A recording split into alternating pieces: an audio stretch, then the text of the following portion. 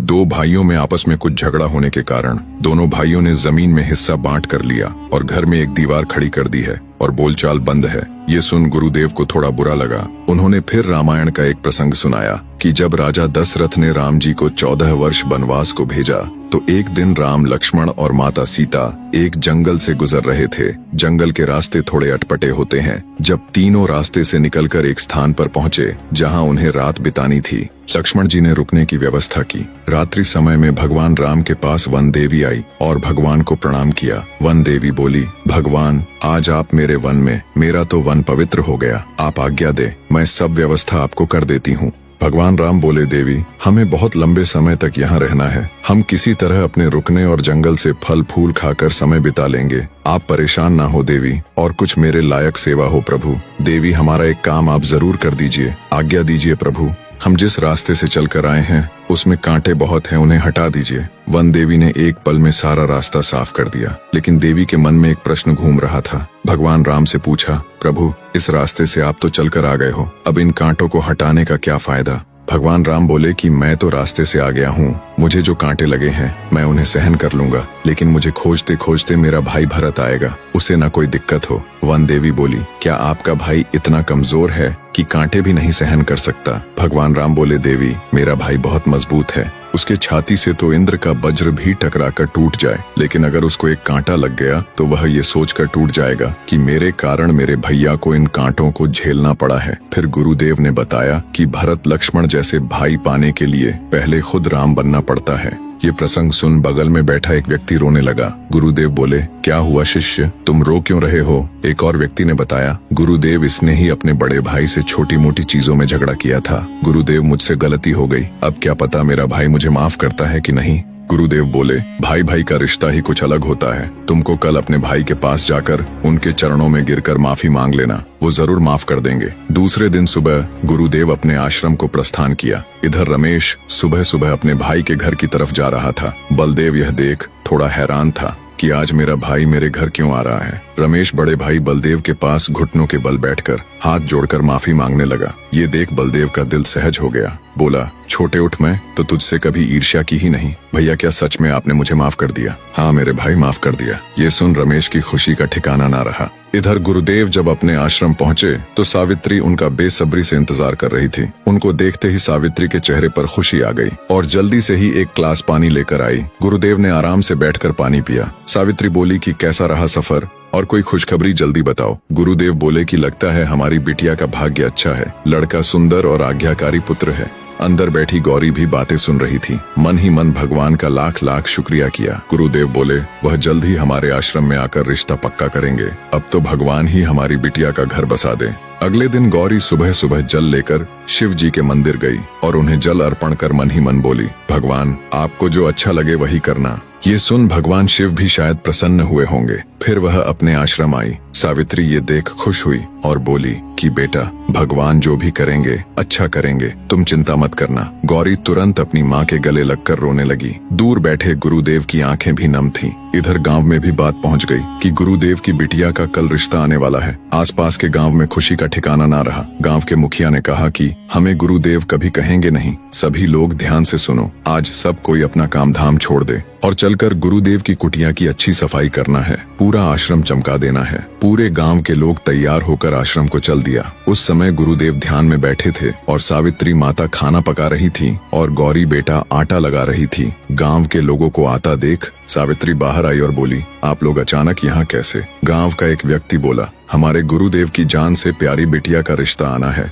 हम पूरे आश्रम को चमकाने आए हैं माता। नहीं, आप लोग खा माँ खा परेशान हो रहे हैं, हम कर लेंगे माथे, आप हमें मना मत करिए। हम लोगों के रहते आपको साफ सफाई करना पड़े, ये हम कदाचित नहीं होने देंगे। हाँ माते, हमें भी पुण्य कमाने का मौका दे। सावित्री सबकी बातें सुन हल्की मुस्कान के साथ खड़ी रही और गांव वालों की जिद से हार गई। फिर गांव के लोग सभी मिलकर पूरे आश्रम के आसपास के एरिया की सफाई की और कुछ ही घंटों में आश्रम चमचमाने लगा। फिर गांव के लोग चले गए, लेकिन मुखिया ने कहा कल 9 बजे सभी लोग आश्रम में उपस्थित हो जाना। जब गुरुदेव ध्यान से उठे तो देखा कि आश्रम और आसपास सफाई थी। सावित्री, ये अचानक इतना जल्दी कैसे हो गया? आपने इतने शिष्य बना रखे हैं। वो लोग आए और करके चले गए। आपको मना करना था, उन्हें क्यों परेशान किया? आपके इतने अच्छे शिष्य हैं कि सुनते ही नहीं। गुरुदेव के चेहरे पर हल्की मुस्कान आ गई। जब गुरुदेव रात्रि में आराम कर रहे थे तो कुछ का कुछ सोच रहे थे कि हमारी बिटिया अब चली जाएगी, घर सूना सा हो जाएगा। मैं जब बाहर से आता था तो तुरंत वह पानी पीने को लाती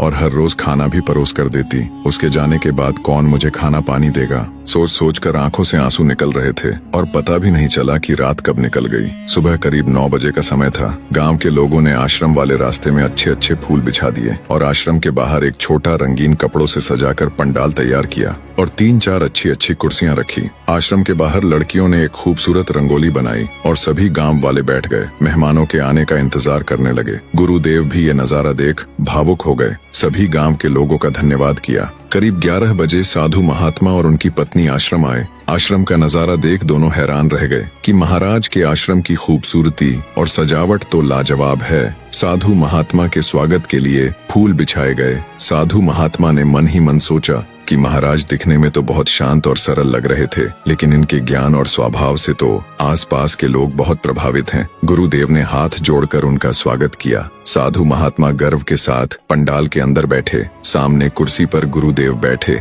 थोड़ी देर बातचीत के बाद गौरी एक खूबसूरत साड़ी पहनकर पानी लेकर आई। मातेश्वरी गौरी को देख बहुत प्रभावित हुई। साधु महात्मा ने पानी पिया। गुरुदेव बोले, स्वामी जी, कोई आपके लायक सेवा हो तो बताओ, अब तो आज्ञा हमें आपकी चाहिए। मैं कुछ समझा नहीं स्वामी जी।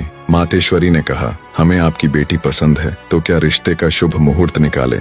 ये सुन गुरुदेव के खुशी के आंसू आ गए और कहा, जैसी स्वामी जी की आज्ञा हो। फिर साधु महात्मा ने अपना पत्रा खोला और दोनों के गुण मिलाए और एक शुभ दिन का चयन किया। अक्षय तृतीया को सबसे अच्छा मुहूर्त है। थोड़ी देर बाद साधु महात्मा को अच्छे से बैठाकर भोजन कराया गया और फिर उनकी विदाई की गई। उनके जाने के बाद गुरुदेव ने गांव वालों को बताया कि महात्मा ने रिश्ता पक्का कर दिया है। अगले महीने अक्षय तृतीया को विवाह का दिन तय किया है। ये सुन गांव वालों की खुशी का ठिकाना न रहा। आप सभी से हाथ जोड़कर निवेदन है, आप सभी आने का कष्ट करें। गुरुदेव, आप चिंतित मत होना, वो हमारी देवी समान बिटिया है। सारा कार्य हम करेंगे। फिर गांव के लोग खुशी खुशी अपने गांव को चल दिया। समय बीतता गया और आखिर वो दिन आ गया जब गौरी की शादी होनी थी। गांव के लोगों ने उस आश्रम को स्वर्ग जैसा सजाया। समय पर साधु महात्मा बारात लेकर आए और गुरुदेव और सावित्री ने आदर पूर्वक और सभी रस्मों के साथ उनका स्वागत किया। खाना बनाने का काम गांव के लोगों ने किया। खाना परोसने का काम गांव के लोगों ने किया था। स्वागत वाले रास्ते को फूलों से गांव वालों ने सजाया। तरह तरह की रंगोलियां गांव की लड़कियों ने बनाया। सारे धूमधाम से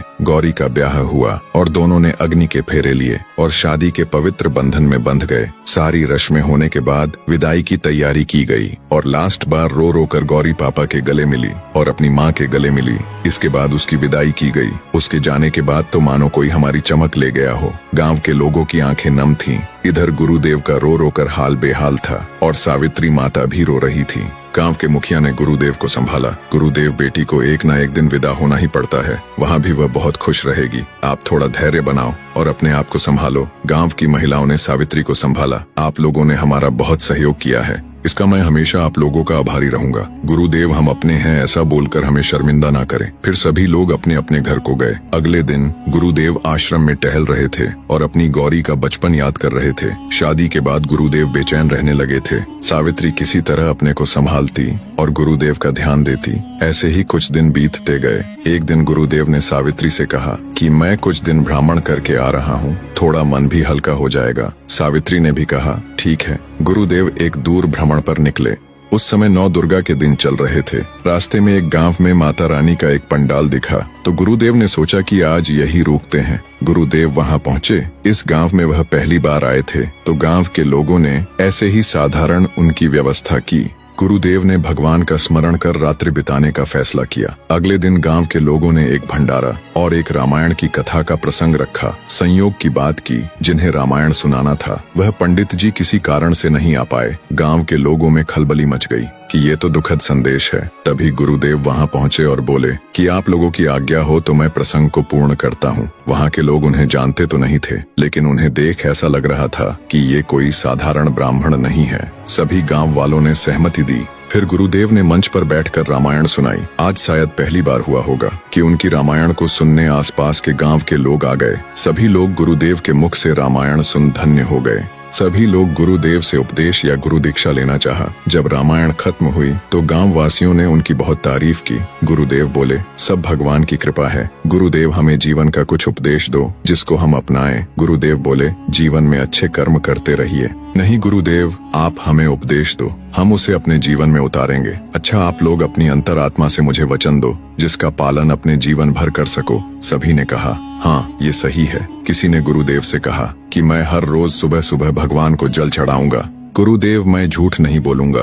गुरुदेव, मैं दूसरों की मदद करूंगा। गुरुदेव, मैं हर रोज भगवान का आधे घंटे नाम जप करूंगा। ऐसा करते करते सभी ने कुछ न कुछ गुरुदेव को वचन दिया। तभी एक व्यक्ति बच गया। गुरुदेव बोले कि भक्त, आप भी कुछ जीवन में अपना लो। गुरुदेव, मुझसे ना हो पाएगा। जीवन में बहुत से कार्य हैं, कुछ भी अच्छा कर सकते हैं। गुरुदेव, ना तो मैं टाइम से उठता हूँ, किसी दिन मैं नहाता भी नहीं हूँ, लोगों की मैं मदद भी नहीं करता और ना ही मैं किसी को पैसे देता हूँ। तभी गांव का एक व्यक्ति बोला, भैया, हम सभी ने गुरुदेव को कुछ न कुछ वचन दिया है, तुम भी कर लो जो तुम्हारी इच्छा हो। उस व्यक्ति का नाम जग्गा था। वह सोच विचार कर बोला, गुरुदेव, क्या मैं ये वचन ले सकता हूँ कि मैं कभी किसी को पैसे नहीं दूंगा? गुरुदेव बोले, हाँ क्यों नहीं, ठीक है तो मैं आज से किसी को पैसे नहीं दूंगा। गांव के लोग उसे पहले से जानते थे, वह पहले से ही था कंजूस, अब और हो जाएगा। इसके बाद गुरुदेव ने अपना प्रस्थान किया। जग्गा छोटा मोटा एक किसान था, खेती में भी वह मेहनत करता था और अपने परिवार का गुजारा करता। एक दिन की बात थी,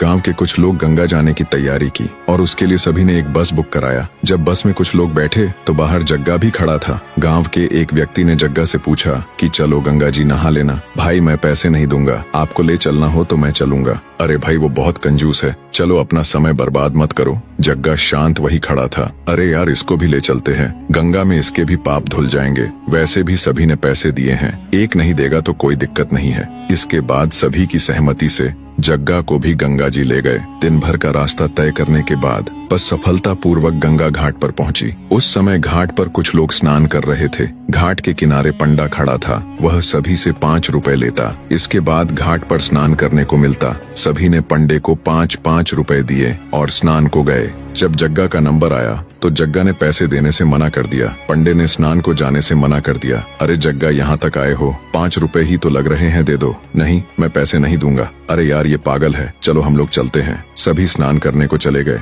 और रात्रि में सभी मिलकर भोजन पकाया। रात्रि के समय जग्गा नदी के घाट पर थोड़ी दूर तक गया और जहाँ आसपास कोई नहीं दिखा वही वह नदी में स्नान करने लगा। जब वह बाहर निकला तो सामने एक साधु खड़े थे। बोले कि बिना पैसे दिए आपने यहाँ स्नान कैसे किया? जग्गा शांत खड़ा रहा। चलो, स्नान करने का 2 रुपए किराया दो। मेरे पास पैसे नहीं है, आप लिखा दो, हम लेने आएंगे। जग्गा ने सोचा, 15 रुपए किराया लगाकर ये मेरे गांव 2 रुपए लेने थोड़ी आएगा, लिखा देता हूँ, मुझे अभी पैसे भी नहीं देने पड़ेंगे। ये सोचकर साधु के खाते में उसने लिखा दिया और जग्गा वहाँ से अपने गांव वालों के पास गया। अरे जग्गा, तुम कहाँ चले गए थे? उसके बाल भीगे और कपड़े भी भीगे थे। तो एक व्यक्ति बोला कि वह पैसे बचाने रात में स्नान करके आ गया। सभी लोग हंसने लगे, लेकिन जग्गा शांत कुछ नहीं कहा। सभी ने भोजन ग्रहण किया और अगली सुबह गंगा माँ को प्रणाम करके अपने गांव को प्रस्थान किया। ऐसे ही कुछ समय बीतता गया। एक दिन जग्गा घर के बाहर बैठकर कपास निकाल रहा था। इधर साधु गांव के रास्ते से चले आ रहे थे। जग्गा की जैसे नजर पड़ी, वो हैरान हो गया